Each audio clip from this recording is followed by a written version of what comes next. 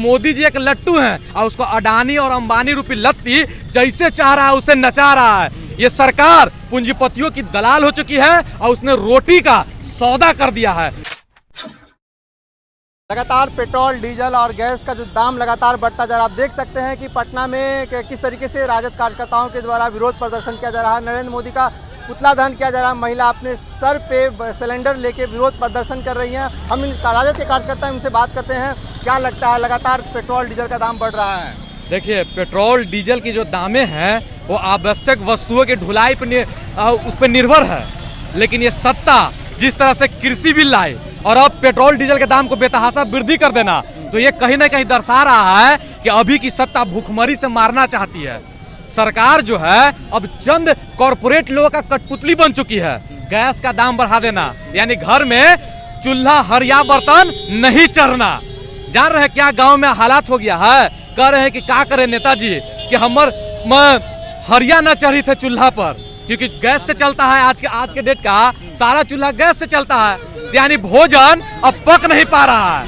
तो एक और सब्सिडी को कम कर दिया गया है। सब्सिडी कम करने का सीधा सीधा मतलब होता है पूंजीपतियों को बढ़ा देना। तो कॉर्पोरेट तंत्र पर हावी होते जा रहा है, यानी ये सरकार पूंजीपतियों की दलाल हो चुकी है और उसने रोटी का सौदा कर दिया है। इसकी यही राजनीति है, यही इसका नीति, चाल, चेहरा और चरित्र बीजेपी का। ये कॉर्पोरेट के ये चेहरे हैं, कॉर्पोरेट के दलाल हैं।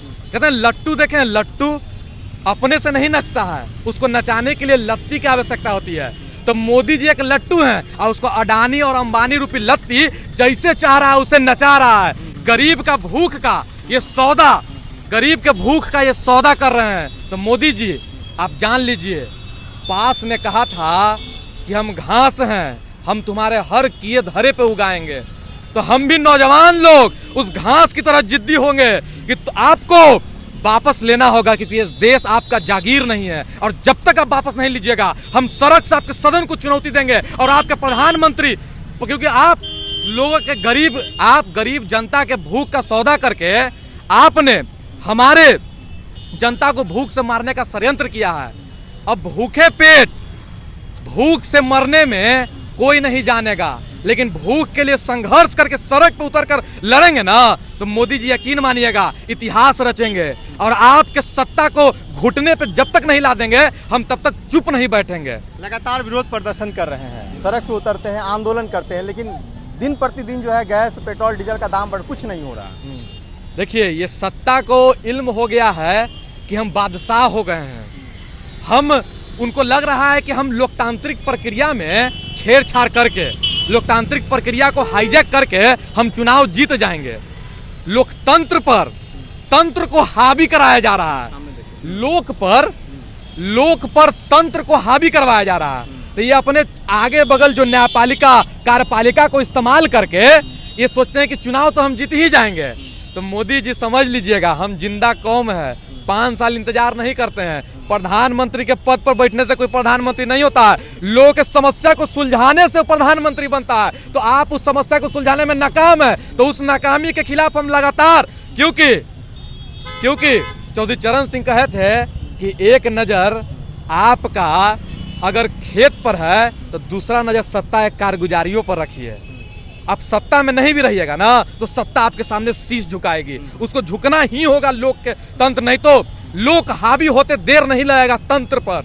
और जिस दिन हावी हो गए उस दिन समझ लीजिएगा आप लोग पनाह तक नहीं ले पाइएगा। आज भी सड़क पे उतरे हुए हैं? जी हाँ, आज सड़क पे उतरने का वही उद्देश्य है जो पहले उद्देश्य था, क्योंकि गैस का वृद्धि बढ़ाने का मतलब होता है जिस तरह से कृषि बिल के माध्यम से भूख का सौदा कर रहे थे मोदी जी, उसी तरह ये भी तो एक तरह से भूख का सौदा ही कर दिए। गैस दाम बढ़ेगा, रोटी तिजोरी में बंद ही हो जाएगा, रोटी हमारे यहाँ पकेगा नहीं तो हम खाएंगे नहीं। ये भूख से मारने का जघन्य अपराध किया जा रहा है, जिसको जेनोसाइड कहते हैं। एक नया तरीका लाया गया है, और तो और इनका फंडा है कि भूखे रखेंगे ना तो ये लोग विरोध नहीं कर पाएगा।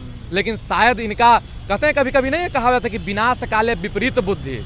दिनकर जी ने कहा था जब नाश मनुष्य पे छाता है तो पहले विवेक मर जाता है। तो हमारे प्रधानमंत्री जी का विवेक का नाश हो चुका है, तो वही सद्बुद्धि देने के लिए हमने उतरे हैं कि आपको थोड़ा दिमाग लगाइए और हमारे लोकतंत्र को बहाल कीजिए और हमारे लोग को जीने, खाने और रहने की अरे आपसे कोई भीख नहीं मांग रहे हैं, हम अपना हक मांग रहे हैं। हम हल चला करके गोदाम भर देते हैं, लेकिन वो गोदाम से अनाज नहीं पहुंच पाता है। हम मेहनत आरी पगारी कर करके मेहनत से कमाते हैं, लेकिन आप बेतहाशा वृद्धि कर दीजिएगा पेट्रोल और डीजल का दाम, तो आदमी चलेगा कैसे?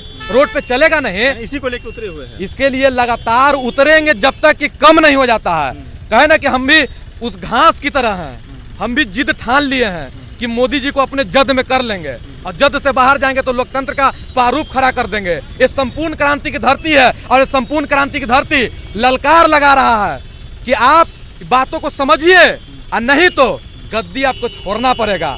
आप लोकतांत्रिक प्रक्रिया से नहीं मानिएगा तो हम आंदोलन के माध्यम से, जो हमारा फंडामेंटल राइट है, मौलिक अधिकार है, उसके जरिए हम आपको गद्दी छोड़ने पे मजबूर कर देंगे। क्या नाम बताएं? संदीप कुमार यादव। संदीप कुमार थे। साफ तौर पे कहना है कि जिस तरीके से लगातार देश में पेट्रोल डीजल और गैस का दाम बढ़ गया, इसको लेकर सड़क पे उतरेंगे, आंदोलन करेंगे। सरकार अगर हमारी बातों को नहीं मानती है तो विरोध प्रदर्शन करेंगे, और सरकार को कम करना ही होगा। अगर आप हमारी इस खबर को फेसबुक पेज पे देख रहे हैं, पेज को लाइक कर ले, फॉलो कर ले, यूट्यूब चैनल पे देख रहे हैं, चैनल को सब्सक्राइब कर ले। चलते हैं। जय भीम, जय भारत।